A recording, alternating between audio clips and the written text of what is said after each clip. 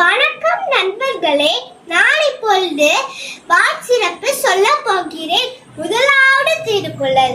வானென்று உலகம் வழங்கி வருதலால் தானமிருதம் என்னுணர் பாற்று. துப்பார்க்கு துப்பாய துப்பாக்கி, துப்பார்க்கு துப்பாய தூமலை. பெண்ணென்று பொய்ப்பின் விரிநீர் வியனுலகத்து உள் உடற்றும் பசி. ஏரின் உலாகர் உழவர் புயல் என்னும் வாரி வளங்கொன்றிக்கால். கெடுப்பவும் கெட்டார்க்குச் சார்வாய் மற்றாங்கே எழுப்பதுவும் எல்லா மலை. விசும்பின் துளிவீரின் அல்லாராங்கே பசும்பூன் தலை காண்பு அரிது.